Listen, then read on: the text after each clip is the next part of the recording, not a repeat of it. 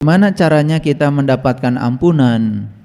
Apakah Allah itu harus dimintai ampunan supaya kita diampuni? Tentu saja Allah yang Maha Pengampun, tidak butuh kita minta ampunan. Yang dibutuhkan oleh Allah cuma satu, kita bertaubat. Jadi taubat itu bukan minta ampun. Taubat itu dari kata taba yatubu taubatan. Jadi taubat artinya adalah kembali. Kembali pada jati dirimu, kembali pada dirimu yang asli, kembali kepada kesadaran murnimu. Saat kau kembali ke sana, maka otomatis ampunan akan datang. Jadi selama ini kalau kita disuruh bertaubat, apa yang dilakukan? Yang dilakukan adalah merengek-rengek minta diampuni dari segala dosa. Seakan-akan Allah itu seperti kita. Kalau Allah itu seperti kita, kita kan baru ngasih maaf sama orang kalau orang sudah minta maaf. Bahkan kita memaksa orang, tolong dong kamu minta maaf sama saya, pasti akan saya maafkan. Itu sifatmu. Sifat Allah tidak seperti itu. Allah tuh Maha Pengampun. Tidak butuh sebetulnya Allah kita minta maaf kepadanya. Yang dibutuhkan Allah adalah taubat. Maka siapa yang bertobat pasti akan diampuni. Jadi taubat bukan minta ampun. Paham? Nah, karena selama ini kita bicara taubat omong kosong. Bicara taubatnya itu omong kosong. Antara sebutan dengan prakteknya tidak sejalan. Sama kita juga bicara iman, omong kosong. Tanya semua orang, apa sih iman itu? Semua bicara iman adalah percaya. Sudah saja percaya. Padahal kan percaya itu ada syaratnya. Percaya pada sesuatu kalau kita sudah membuktikannya. Percaya pada sesuatu kalau kita sudah mengalaminya. Percaya pada sesuatu kalau kita sudah membuktikannya. Jadi iman itu bukan percaya. Kalau iman percaya jadinya omong kosong. Islam apa? Islam itu bukan sekedar nama keyakinan, tapi Islam itu tingkatan spiritual yang harus dicapai siapapun di semesta ini sebelum mati. Makanya Islam menjadi syarat mati. La tamutunna illa wa antum muslimun. Jangan kau mati kecuali sudah merasakan rasanya Islam. Orang yang sudah merasakan rasanya Islam disebutnya muslim. Tapi selama ini kita bicara Islam omong kosong. Sama seperti kita bicara takwa. Coba tanya, takwa apa sih? Nah, banyak orang yang menganjurkan kita harus bertakwa. Ketika ditanya takwa itu apa, dia sendiri tidak bisa menjelaskan. Bukankah itu omong kosong? Coba, setiap Jumat kan suka ada perintah. Ya ayyuhallazina amanu ittaqullaha haqqa tuqatih la tamutunna illa wa antum muslimun. Itu suka menjadi seruan setiap khotib ketika khutbah Jumat. Saya pernah bertanya tuh, turun dari mimbar saya tanya, sebetulnya takwa itu apa? Gak bisa menjelaskan. Tetapi sudah bicara, sudah menyampaikan pada orang lain sesuatu yang disampaikan pada orang lain yang dia sendiri tidak tahu barangnya apa. Omong kosong gak itu? Omong kosong. Padahal di Quran itu jelas sekali, takwa itu jelas sekali. Ya ayyuhallazina amanu kutiba alaikumussyam kama kutiba alal ladzina min qablikum la'alakum tattaqun. Jadi takwa itu sesuatu yang bisa dicapai oleh seseorang kalau dia sudah bisa siam. Siam itu saum. Saum bukan puasa. Definisi saum dalam bahasa Nabi Muhammad, li shaimi farhatani farhatun inda iftorihi wa farhatun inda liqa'i rabbih. Ada dua kegembiraan ketika saum. Satu, berbuka. Dua, jumpa dengan Tuhan. Itu definisi saum. Saum itu ternyata berbuka dan jumpa dengan Tuhan. Itu saum.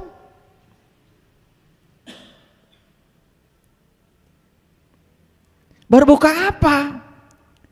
Nah, selama ini kita mengartikan berbuka itu makan candil, makan kolak. Apakah ketika kalian makan candil, makan kolak berjumpa dengan Tuhan? Kan gak nyambung, jadinya omong kosong. Tapi yang omong kosong ini pengikutnya lebih banyak. Dan kalau saya bicara saum dalam tataran hadis yang sebenarnya, banyak yang gak suka. Saya juga gak tahu kenapa manusia suka omong kosong. Makanya judul hari ini adalah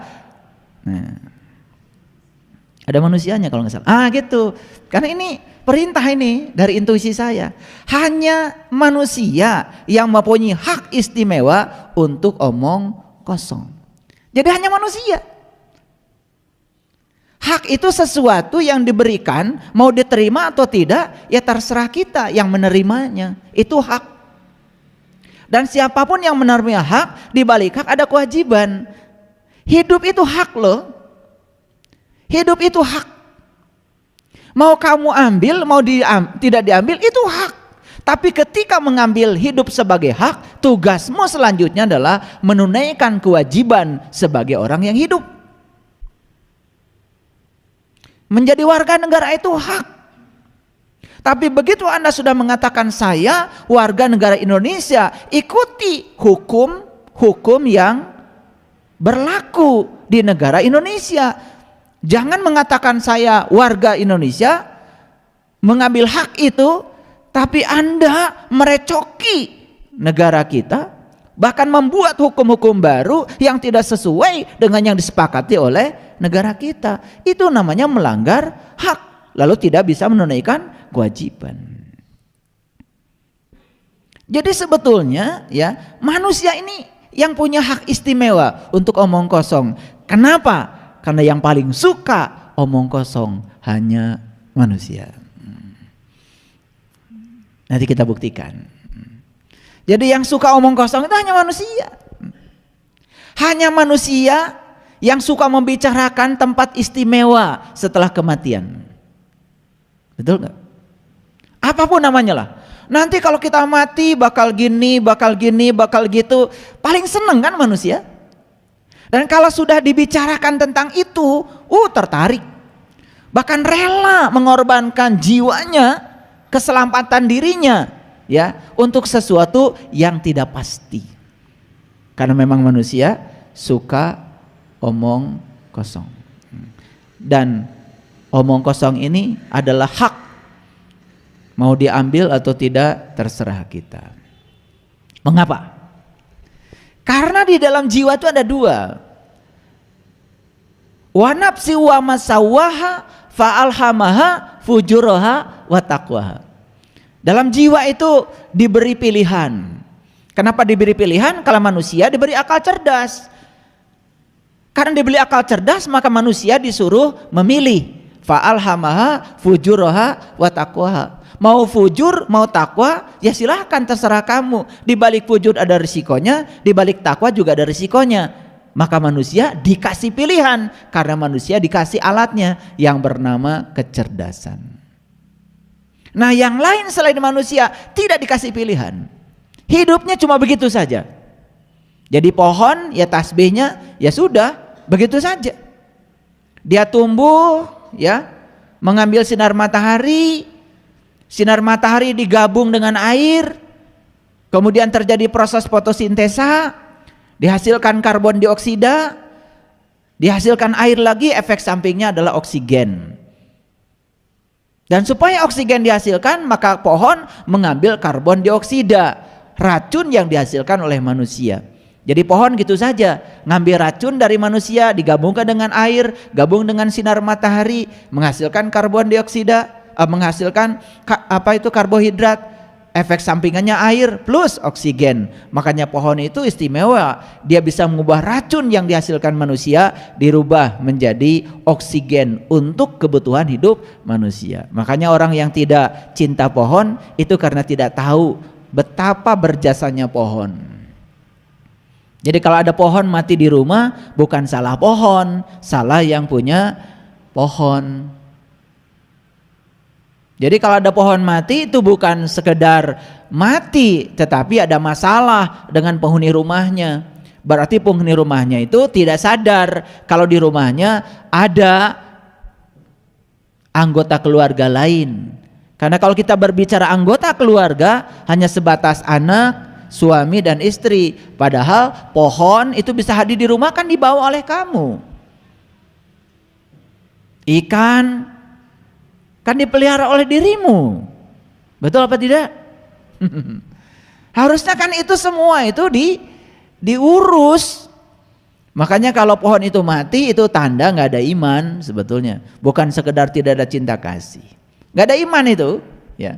Berarti kita egois, hanya mementingkan diri sendiri. Kita mandi, kita minum, kita makan. Padahal pohon makhluk hidup, dia juga perlu mandi, perlu minum, perlu makan. Makanya kita dikasih tangan untuk merawatnya. Karena pohon gak punya tangan, tidak bisa merawat sendiri. Itulah kelebihannya manusia kalau sadar.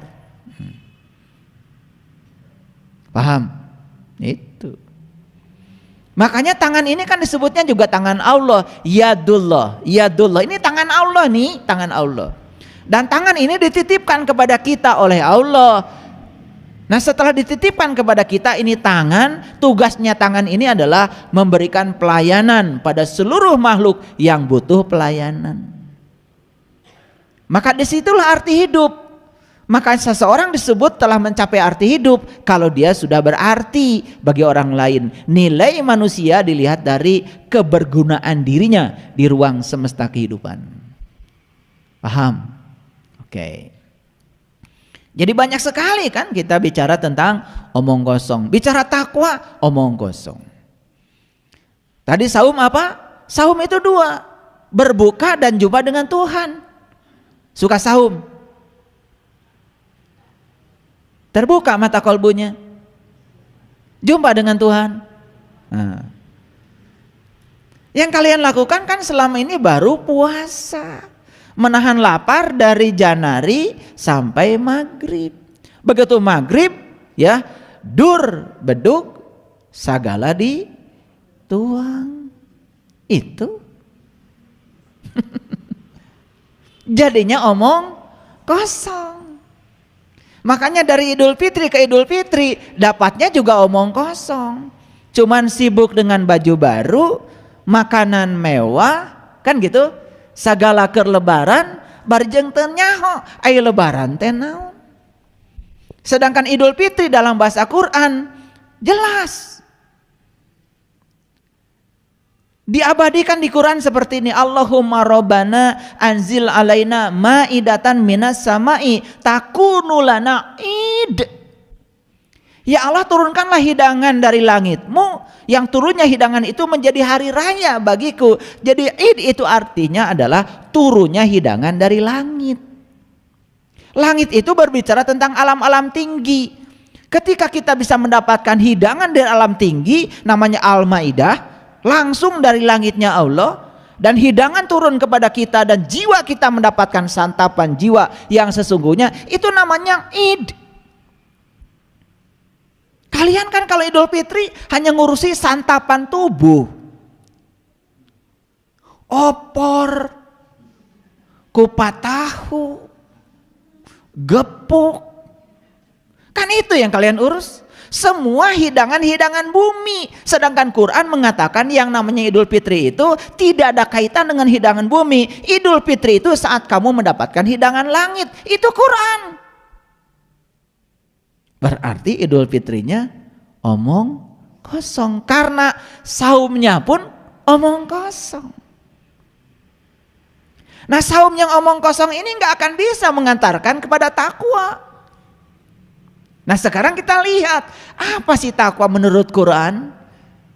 Takwa menurut Quran seperti ini. Wa id akhadna mitsaqakum wa rafa'na fawqakumut tur khudu ma atainakum biquwatin wazkuru ma fihi la'allakum tattaqun. Jadi takwa menurut Quran itu satu, mengambil janji, dua, mengangkat kesadaranmu, yang ketiga, begitu kau berada di puncak kesadaran, Allah akan menunjukkan sesuatu pada kita.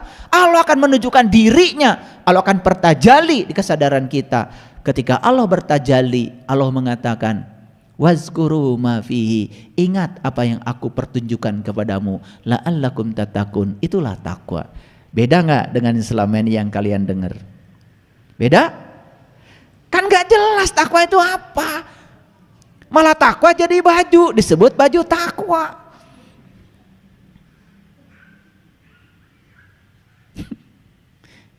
Betul apa enggak? Iya.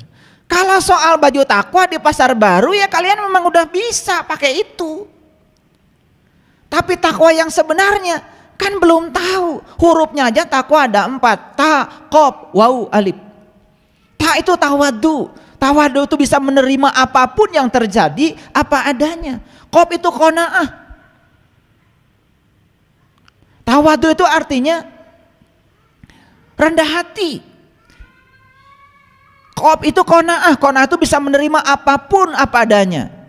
Wal. Ada dinding dalam diri kita yang disebut dengan rasa malu. Malu pada diri sendiri, malu sama sesama, malu sama Allah. Dan yang ketiga, yang keempat adalah alif. Alif itu adalah ikhlas. Jadi dalam kata takwa pun ada tawadu, ada qanaah, ada waro, ada ikhlas. Itu takwa dari sisi bahasa. Belum lagi dari sisi tekstual, takwa seperti yang saya sampaikan tadi. Selama ini kita tahu takwa apa? Tapi lucunya banyak orang yang bicara, mari kita meningkatkan iman dan takwa. Meningkatkan itu harus sudah punya dulu imannya, harus sudah punya takwanya. Apa yang mau ditingkatkan kalau nggak punya? Paham? Meningkatkan saldo, harus punya nggak saldonya? Ya harus punya. Saya ingin meningkatkan saldo saya, berapa? Ya pokoknya setiap minggu saya harus bisa nabung sebanyak 1 juta. Ya harus ada dong saldonya. Lah kalau tidak ada modalnya, apa yang mau ditingkatkan? Ditingkatkan itu sudah ada modalnya. Kan pertanyaannya, iman dan takwa bisa ditingkatkan kalau kita sudah punya modalnya. Pertanyaannya, memangnya sudah punya iman, kok ditingkatkan? Nah iman aja belum punya sudah ditingkatkan. Apa yang ditingkatkan? Kan jadi omong kosong.